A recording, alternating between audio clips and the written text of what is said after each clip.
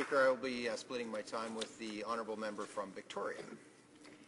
Mr. Speaker, I'm pleased to rise in the House today to speak on Bill C-46, an act to amend the National Energy Board Act and the Canada Oil and Gas Operations Act.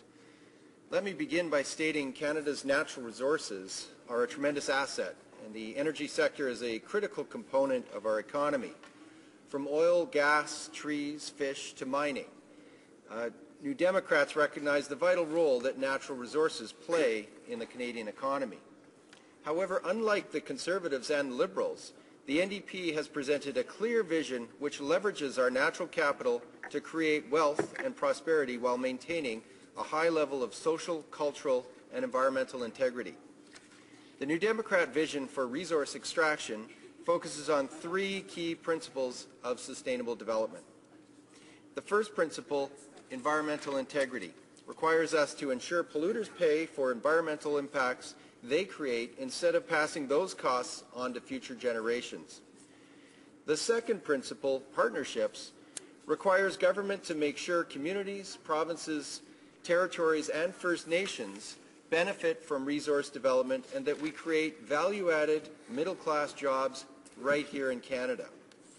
The final principle, long-term prosperity, focuses on leveraging Canada's natural wealth to invest in modern, clean energy technology that will keep Canada on the cutting edge of energy development and ensure affordable rates into the future.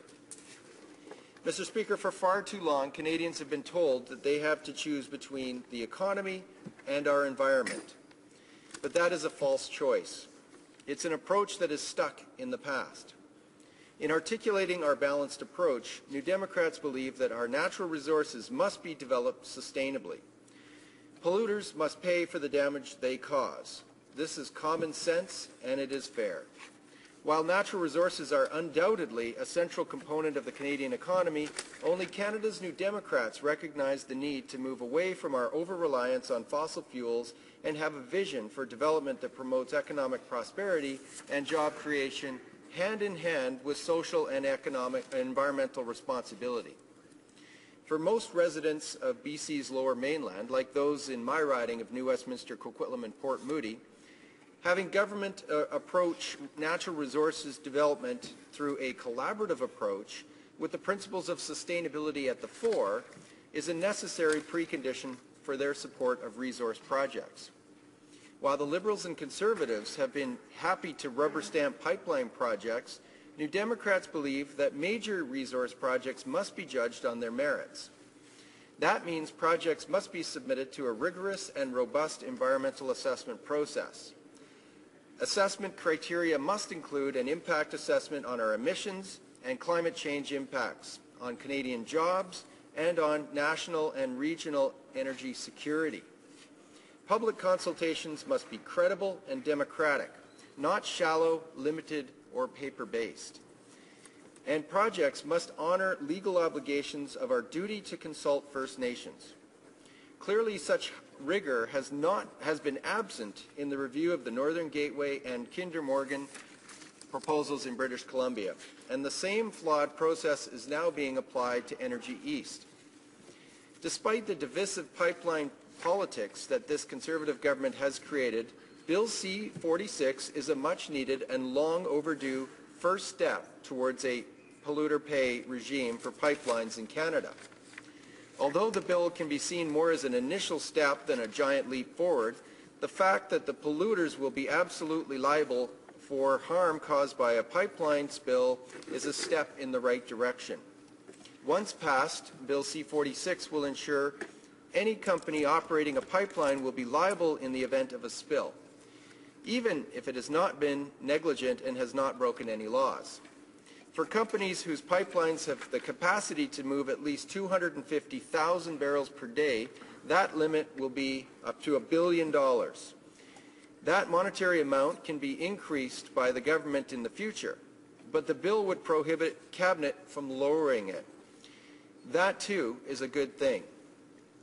Despite the purported goal of implementing the polluter pay principle, Canadians may still be at risk as the limit to C-46 places a liability of $1 billion when there is no proof of fault or negligence. This means that taxpayers may still be on the hook for oil spills costing more than that.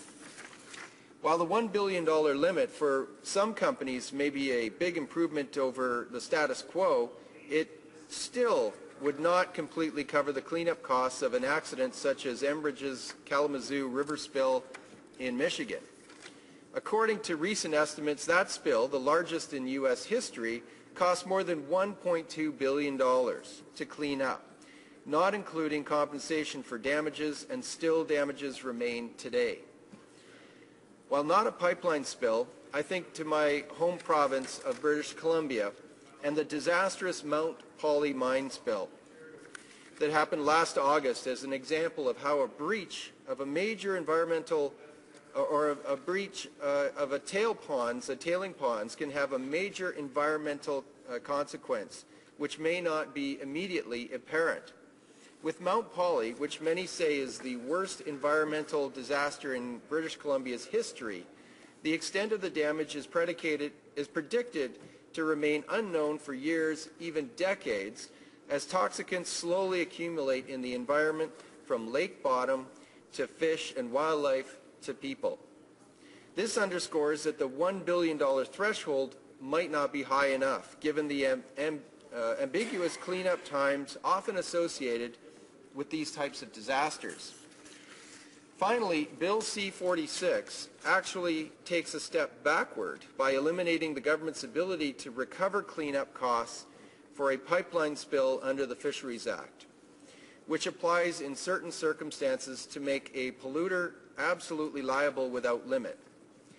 In the absence of such unlimited liability, the government and therefore Canadian taxpayers may still be on the hook for oil spills. This is just plain wrong and highly unfair. If the government is so convinced that pipelines operate within a mature industry, then the industry is one that can and must pay for itself. Instead, the fact that this bill does not completely enshrine the polluter pay principle means Conservatives are giving yet another handout to their friends in the oil patch by making taxpayers liable for oil spill risks. I support imposing liability for oil spills on pipeline operators. Ultimately, it remains imperative that we prevent oil spills from happening in the first place, instead of concentrating solely on who is responsible for the cleanup. To that end, we need better regulation and oversight. New Democrats are committed to rebuilding a robust environmental assessment process to undo the damage done by this Conservative government. In conclusion, Mr. Speaker, New Democrats understand the need to move away from our over-reliance on fossil fuels and have a vision for development that promotes economic prosperity and job creation, hand in hand with social and environmental responsibility. However, until modern society can curb its dependence on fossil fuels, ensuring the utmost precautions are in place to prevent environmental degradation caused by spills, including imposing a financial liability on the operators of these pipelines, is vital. As we've witnessed, a failure to properly regulate the natural resource sector can have a disastrous consequence for natural habitats and the environment we live in. Mr. Speaker, I just want to finish. How much time do I have? About 1 minute. Thank you, Mr. Speaker. I just want to relay one impact that's happened in a neighboring community of mine with regard to the Kinder Morgan spill in Burnaby, which was ordered by the courts to pay a mere $150,000 for a 224,000-liter spill of Albion heavy synthetic crude to Burnaby's West Ridge neighborhood and Burrard Inlet, which is my riding is connected to and shares. Nearly 78,000 liters poured into Burrard Inlet, impacting 17 kilometers of shoreline. And following that spill, Kinder Morgan spent almost $15 million in remediation costs and millions more for personal property damage. Now imagine this pipeline is twinned and the amount of tanker traffic in the inlet doubles or triples. Mr. Speaker, residents along this pipeline are hugely concerned about an oil spill that would impact their property, their neighborhood, their community, and indeed the surrounding environment. Many people are concerned, and we need to address these issues. As I said, Mr. Speaker, this amendment, this bill is a step in the right direction.